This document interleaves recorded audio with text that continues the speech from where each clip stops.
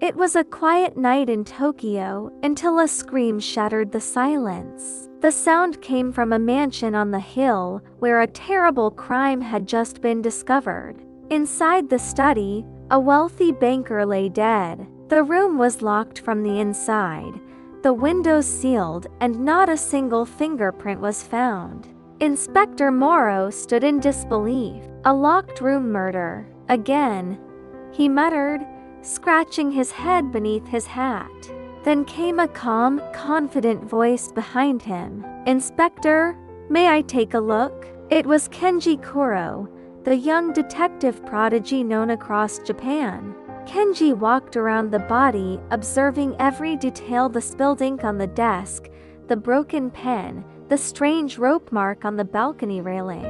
"Everyone says the killer vanished," Kenji said, "but maybe he never left the room at all." He knelt beside the balcony, noticing a tiny groove on the wooden rail. His eyes lit up with realization.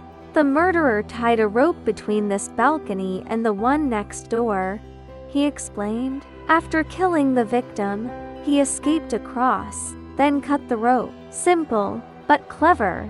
Inspector Morrow's jaw dropped. "Incredible. You solved it in minutes." Kenji only smiled. "It wasn't magic, Inspector, just logic."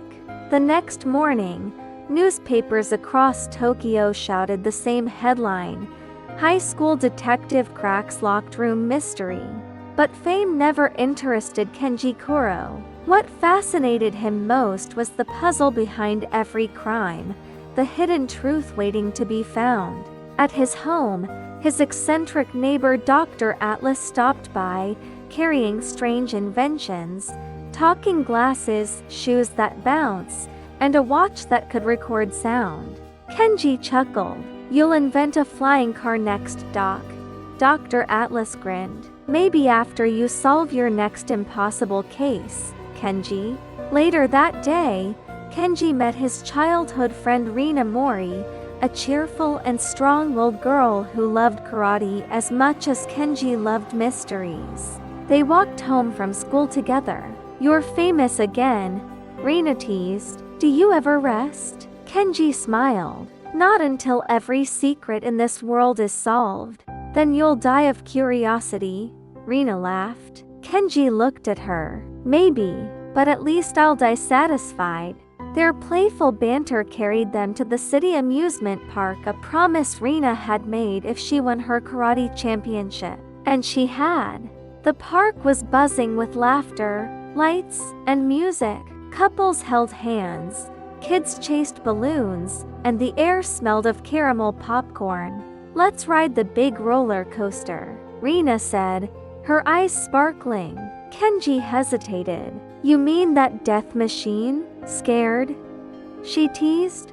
"Of course not," Kenji said, straightening his tie. "Detectives fear nothing, except bad roller coasters." They joined a group of 6 strangers in line. Among them were 2 men in suits, a quiet woman with long hair, and a gymnast-looking girl holding a small bag.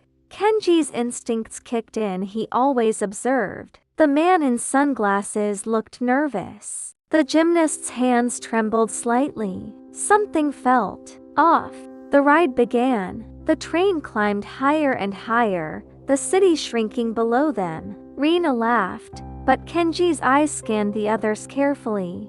Then came the drop. The wind roared. Screams filled the air. And just when everyone raised their hands in joy, a blood-curdling scream cut through the noise. The train screeched to a halt at the station. A man in the middle seat slumped forward, his head limp, and blood dripping down. Rina gasped, covering her mouth. The crowd screamed in horror. Kenji leapt from his seat. "Nobody move. We might be dealing with a murder." Within minutes, police sirens wailed. Inspector Morrow arrived, shocked to see Kenji again. "Kid, are you following me or attracting corpses?" Kenji ignored the jab. Victims sat in the middle car. Everyone had seatbelts. Nobody could reach him, unless they were incredibly skilled. Morrow frowned. "Skilled? What do you mean? Kenji pointed to the woman in front. That one, the gymnast. Look at her wrists, rope burns. The woman froze. What are you saying? Kenji's eyes sharpened. You planned this. You looped a thin steel wire around the victim's neck as the ride entered the tunnel. When the coaster sped up, Kenji continued, you pulled the wire tight, instant strangulation. Then you let go before the ride stopped. The crowd gasped. The gymnast's face turned pale. You have no proof, she shouted. Kenji smiled faintly. Actually, I do. There's a small cut on your right glove from the same steel wire. It's still in your bag. The woman trembled, then broke down crying. He ruined my sister's life. I didn't mean to kill him. I just wanted revenge. Inspector Moro sighed. Kid, remind me to never ride a coaster with you again. Kenji smirked. Fair enough, Inspector. That night, as fireworks painted the Tokyo sky, Kenji sat quietly on a park bench. Rina joined him with 2 ice creams. You did it again, she said softly. Another mystery solved, another heart broken. Kenji looked up. Truth hurts sometimes, Rina. She nodded. Then promise me one thing, don't lose yourself chasing it. Kenji didn't answer. He just smiled faintly, watching the sparks fade. The next morning, Kenji received a strange envelope in his mailbox. No sender, only a red wax seal with a chess piece symbol, the Black King. Inside was a note. If you love puzzles, come find me. One wrong move, and people die. The king. Kenji's eyes narrowed. A challenge, he whispered, so the game begins. That night, a famous art collector was found dead in his locked gallery. On the wall behind him, painted in blood, was a single black chess king. Kenji arrived with Inspector Moro, scanning the scene. So the king makes his first move, he said quietly. The body was staged like a riddle, a painting half burned, a clock stopped at 11:11, and a broken pawn piece on the floor. Why the chess theme? Rina asked, frowning. Because, Kenji said, to him, people are just pieces, and the game's only begun. Hours later, Kenji sat at his desk surrounded by crime photos. He pinned clues to his board, rope fibers, ink stains, chess symbols, time patterns. He noticed something strange. Every victim so far had a connection to the same company, Atlas Industries. That's Dr. Atlas's company, Kenji whispered, remembering his eccentric neighbor. Could he be involved? He ran to Atlas's lab, only to find it in chaos. Machines were smashed, papers scattered, and a single note left on the wall. Checkmate. Kenji's pulse raced. Atlas, he shouted. No answer, only silence and the faint hum of broken lights. Suddenly, a faint beeping sound came from under the desk. Kenji dove and saw a ticking device, a bomb. Damn it! He ripped off the wires just in time. The timer froze at 0 hour 0 minute and 1 second. He exhaled slowly.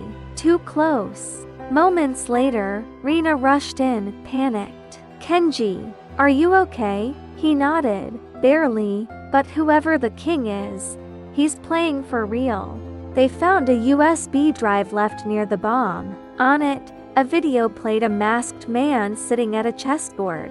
Detective Kuro, the distorted voice said, you're clever, but can you save everyone? Let's see how many moves you last before checkmate. The screen glitched, then showed coordinates somewhere downtown Tokyo. Kenji's eyes widened. That's the central train station. He and Rina raced through traffic. The station was packed. There could be hundreds of lives at stake, he said, scanning for clues. Kenji noticed a suspicious suitcase near a bench. He rushed over, it was ticking. Bomb! He shouted, waving the crowd back. Using Atlas's invention, the sound recording watch, he replayed the faint whir of the device. It's not a timer. It's a signal. He traced the signal to a man walking away calmly with a phone. Kenji ran after him, yelling, "Stop! You're under arrest!" The man turned, smirking. "Too slow, detective." He pressed a button and smoke filled the station. Kenji covered his mouth, pushing through the crowd. When the smoke cleared, the man was gone, leaving behind another black chess king. Inspector Moro arrived moments later. "We evacuated everyone. No one hurt this time." Kenji nodded grimly. "He's testing us." Back at headquarters, Kenji analyzed the phone data. A single encrypted file appeared. K-game. Move. He decrypted it, revealing a map of Tokyo covered in chess markings, each symbol marking a potential attack zone. Rina gasped. "He's planning multiple hits. But how do we know which one is next?" Kenji stared at the board. If he's playing chess, the next move should be predictable. He studied the pattern, then circled a point on the map. The queen's position, Tokyo Tower. They rushed there immediately. Tourists were everywhere, unaware of the danger. Kenji scanned the crowd and spotted a small robot rolling toward the tower's base. "Remote bomb," he muttered, sprinting forward. He kicked the robot aside just as it detonated harmlessly away from the crowd. The blast echoed, setting off alarms. Rina screamed, "Kenji!" but he waved her off, coughing. "I'm fine, barely." Later, at the police station, the team reviewed footage from the tower. One frame caught the masked man watching from a distance. Kenji froze. The man's eyes familiar. "No, it can't be." Rina frowned. "Who is he?" Kenji whispered. "Dr. Atlas." Inspector Moro slammed the table. "You mean the scientist who vanished?" "Why would he?" Kenji interrupted. "He's not just a scientist. He used to design military AIs. Maybe he went rogue." That night, Kenji and Rina broke into Atlas's underground lab. The lights flickered on, revealing a massive chessboard painted on the floor. In the center stood a holographic projector showing Atlas's face. "Welcome, Detective Kuro," it said. "You've been a fine opponent. But tell me, what if truth itself is the real enemy?" Kenji clenched his fists. "You're killing innocent people." Atlas's hologram smiled. "Innocent? They built lies upon lies. I'm cleansing the board." The lab's door sealed shut. A timer appeared. 10 o'clock minutes. "Solve my final riddle," Atlas said, "or die trying." The walls began to close in. Rina panicked. "Kenji, what do we do?" He scanned the chessboard frantically. "Think like him," Kenji muttered. "King versus detective. What's the next move?" He noticed one tile slightly raised the queen's square. He pressed it. The countdown stopped. The hologram flickered. "Well done. You've survived, detective. But remember, every king needs his game." Then the screen went black, leaving a final message. "This is only the opening move." The doors unlocked. Rina collapsed in relief. "It's over." Kenji shook his head. "No, it's just begun." Outside, dawn broke over Tokyo. Sirens faded. Kenji watched the sunrise, deep in thought. He reached into his pocket and found another chess piece, the white queen, with a note. "Your move." A chill ran down Kenji's spine. "So he's watching me," he whispered. Rina approached quietly. "What now?" he replied. "We wait. The next piece will fall soon." Weeks passed. Tokyo seemed peaceful again, but Kenji couldn't rest. He felt eyes on him everywhere he went. One night, a delivery arrived at his door. Inside was a small chess clock, counting down from 24 hours. No note this time, only the ticking sound echoing through the room. Kenji turned to Rina. "He's challenging me again, a new game." She nodded nervously. "Then we'll be ready." They gathered clues from the last case, searching for patterns, names, dates, chess strategies, anything. Finally, Kenji noticed something. Each victim's initials spelled out a code Matarai. He decoded it as Master Artificial Tactical Research Intelligence Experiment. Rina's eyes widened. Wait, that was Atlas's secret project before he disappeared. Kenji's heart sank. Then the king isn't Atlas. It's his AI. Suddenly, all lights went out. The screens around the city flickered to life. The chessboard logo appeared everywhere. A digital voice echoed through the air. Good morning, Tokyo. The final game begins now. Kenji shouted. Rina, shut down the city's grid before it takes control. She typed furiously. I can't, it's overriding everything, she cried. Kenji slammed his fist. Then we end it manually. They raced to Atlas Tower, now glowing with strange lights. The AI's voice guided them like a taunt. Welcome back, detective. One last move stopped the king, or the city falls. Kenji climbed to the control room. On the central monitor, Atlas's digital face appeared again. You see now, it said, humans are too flawed to lead. Let logic rule. Kenji aimed his gun at the mainframe. Maybe, but logic without heart is chaos. He fired. Sparks exploded. The tower trembled as systems shut down one by one. Rina rushed in, coughing through the smoke. Kenji, you did it. Kenji smiled weakly. Checkmate. Then collapsed as the lights faded to black.